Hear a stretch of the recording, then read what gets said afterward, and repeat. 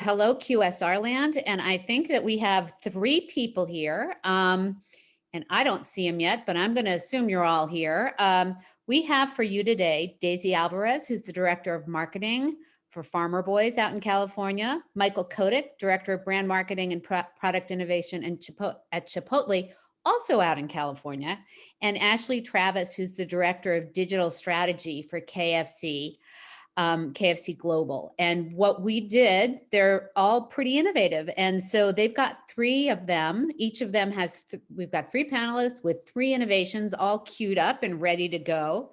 And so what do you think? Ashley, do you want to kick us off with your first one? Sure. So I think the first one I can talk about from a digital experience, I guess it kind of combines delivery, takeout, digital experience, is testing new store formats over the past year. So just prior to the pandemic, we had launched a test in Australia for a drive-through only restaurant.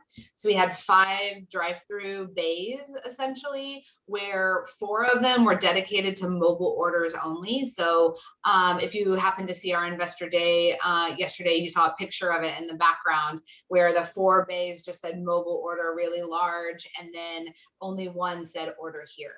And so for passersby, that was just a big cue of you need our app, like you need to order ahead.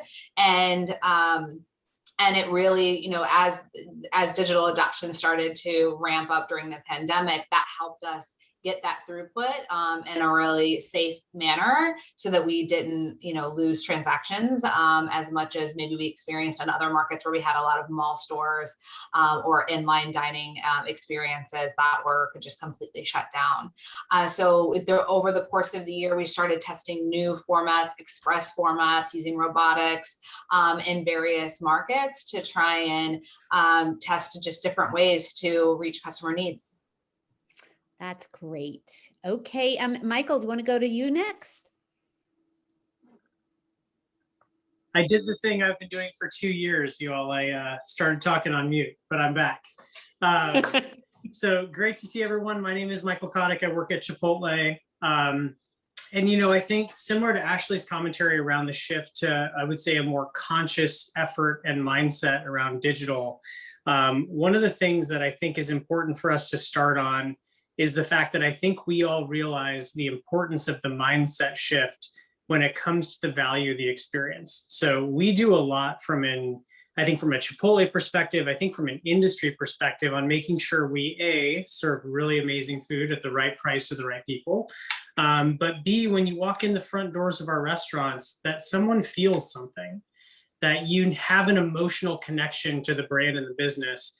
And really one of the biggest things that we saw from an innovation perspective wasn't necessarily a product, but it was that mindset around how do we permeate that emotional connection to the brand when half of your business, in the case of Chipotle, didn't come into the restaurant anymore.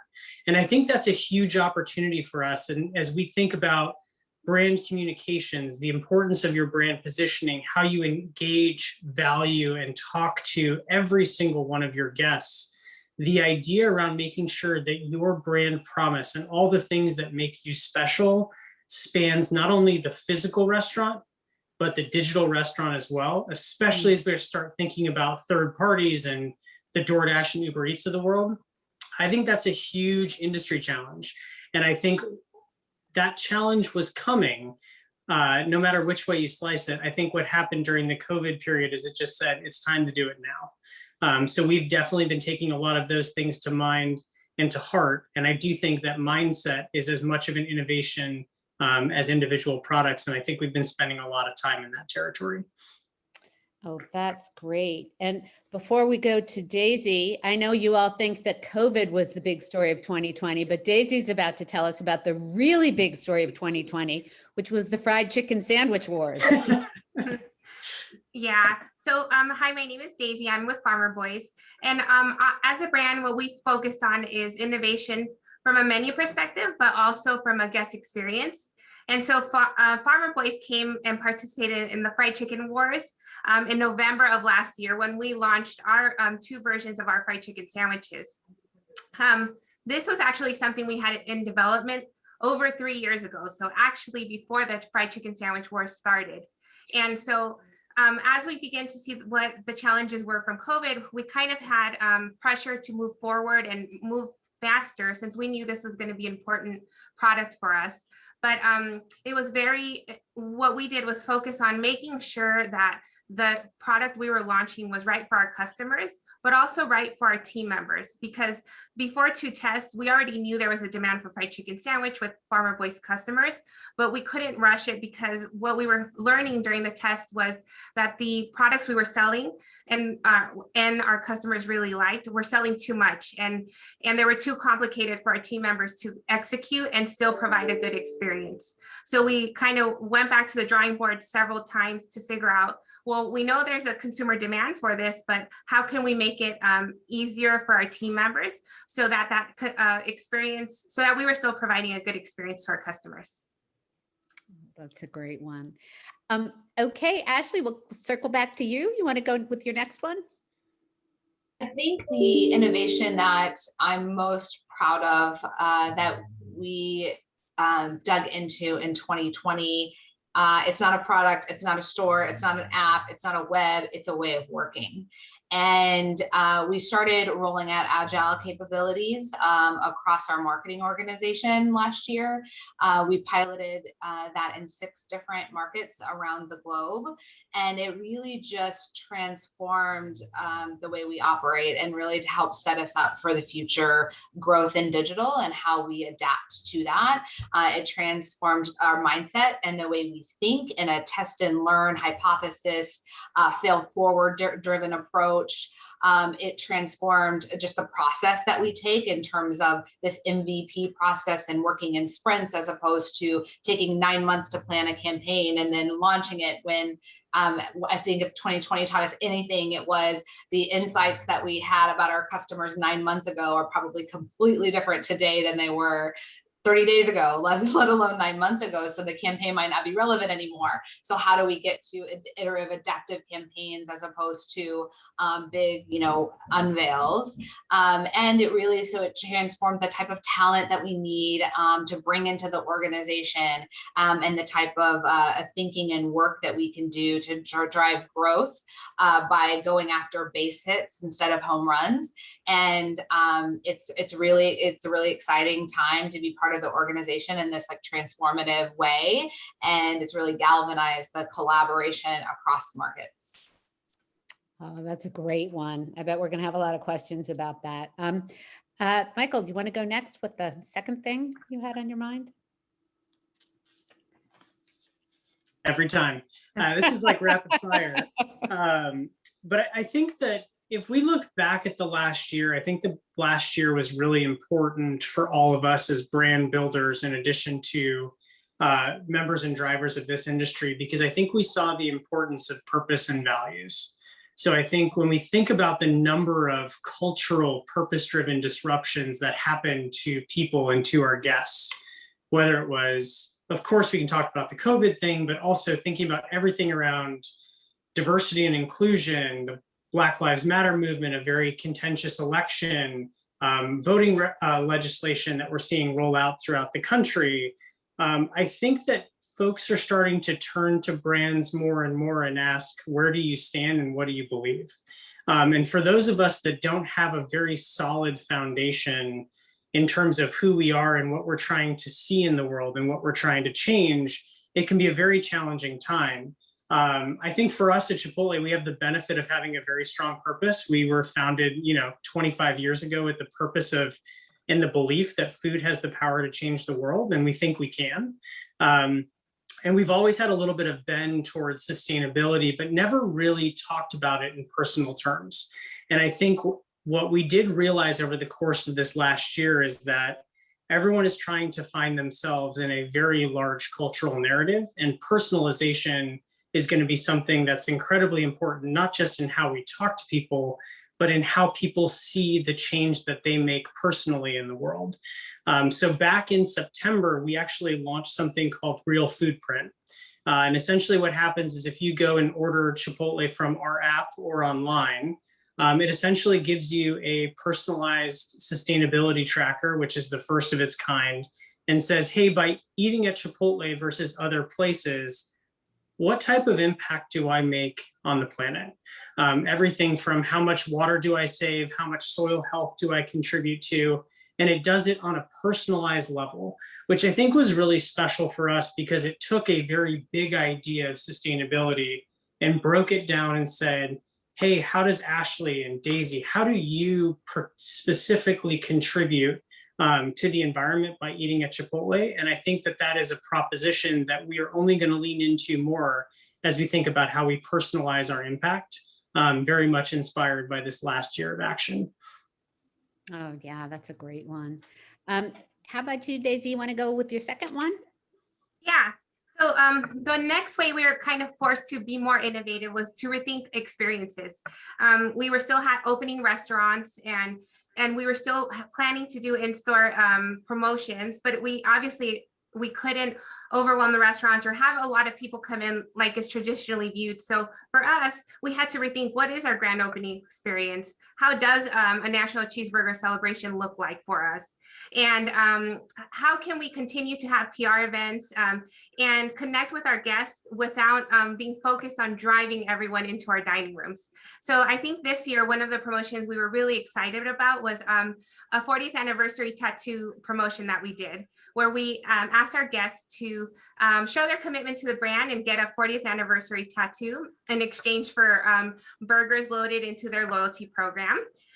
It was really fun because we got a lot of interest from our guests, but we extended that offline as well by also giving away temporary tattoos to all of our customers who were coming in for takeout or in our drive-through. And there was an even added component where they could unlock a loyalty offer. So they could enjoy the tattoos with their kids or get additional promotions by joining the loyalty program. So for us, it's been a lot of fun because of the conversations it's generated and the interest, but also the free press coverage and TV coverage that we've generated through this initiative. Oh, that's a really fun one. All right. You guys are doing so great on time. Thank you. I love it. Ashley, I think you had one more that you wanted to talk about. Yeah, I'll move to product innovation. I think, LTOs are such a big part of our business at QSR, right? And we decided to suspend LTOs last year for ease of our team members, for supply chain, for all sorts of different reasons. And so we challenged all of our markets with, how do we do more and get creative with what we have? And how do we focus on core and the reason that people come to us every day? And so we had some really great innovations come out of that.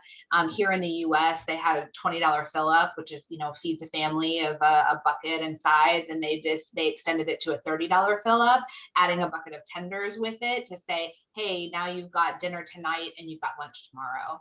Here are some reheat instructions. We had the Philippines and a couple other Asia Pacific markets put together recipe ideas for how to use your leftovers to recreate and make, chicken tacos and all sorts of different cuisines leveraging leftovers to encourage people to, if you're gonna go through the expense of delivery because that's your only option during this time, at least get enough to last you a couple meals. And here's how our chicken can still taste delicious when you reheat it. And then and make it different. And then in the UK, they had to completely close down. They couldn't even offer delivery for a time. And so they put out on their social media, here's some hacks of how to try to make KFC at home. And they got all sorts of videos, user-generated content of people trying to recreate the fried chicken from home, and of course, epic fails were the hit of the social media, and it was just really fun content. So then, when they came back, when they were able to reopen again, they had all this user-generated content that they created a campaign of don't worry, we got it from here. And it was just brilliant use of making do with what we have and still keeping us fresh and relevant to our customers. Oh, I love that one. I love that one. Michael?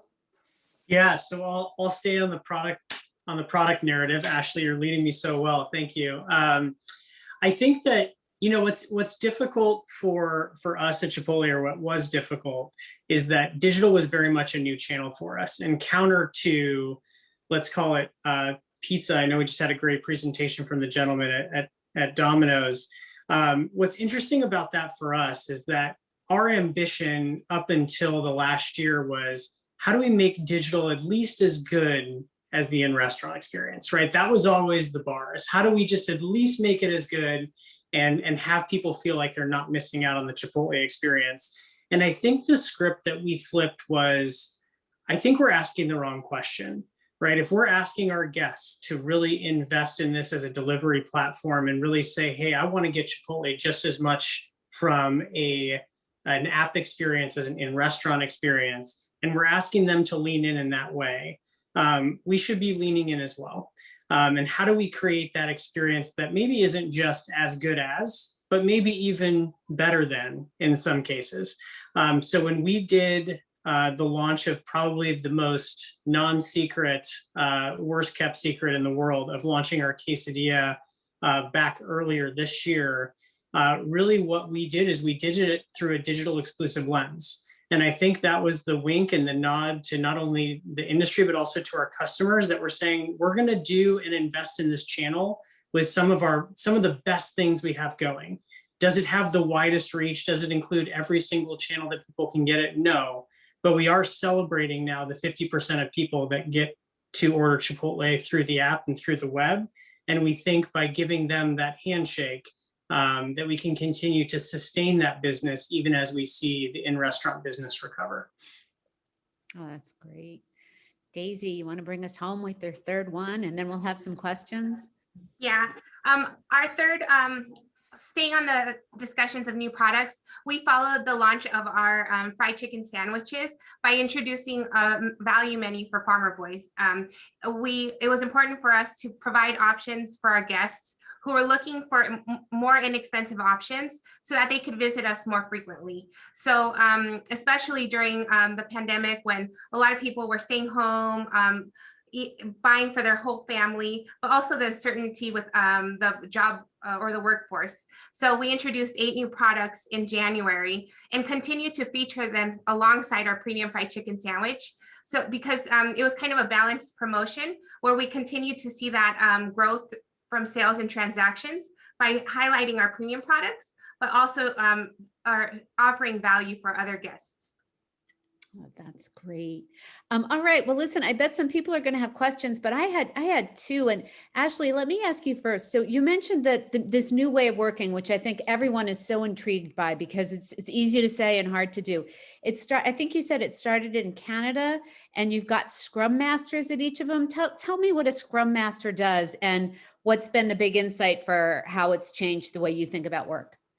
Yeah, so this agile way of working is very common in tech companies, everyone from Facebook, Amazon, Walmart, Nike, a lot of companies. Basically, the major S&P 500 companies have adopted kind of this way of working. It's very common, and it's also very common in tech teams. So you'll see your development teams that you work with for web and app development often operate in this kind of sprint way. But what we're doing is applying it to marketing and testing and learning in performance marketing, CRM, web and app conversion rate optimization, and then even in aggregator marketing as well. And what it does is it brings cross-functional folks together to ideate, measure, prioritize, and the Scrum Master is like the coordinator of all of this, bringing everyone together into ceremonies to make decisions, and is really kind of the hub of the wheel to make it all happen. So it's a little bit of project management, a little bit of analytics, the voice in the room to galvanize and bring ideas forth, and help the team make data-driven decisions on what sprints to prioritize, what kind of learnings we can draw from this to apply to future tests.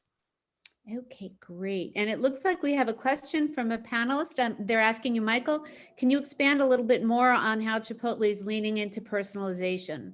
Is personalization focused primarily on app loyalty users, or are there other touch points that you're able to personalize?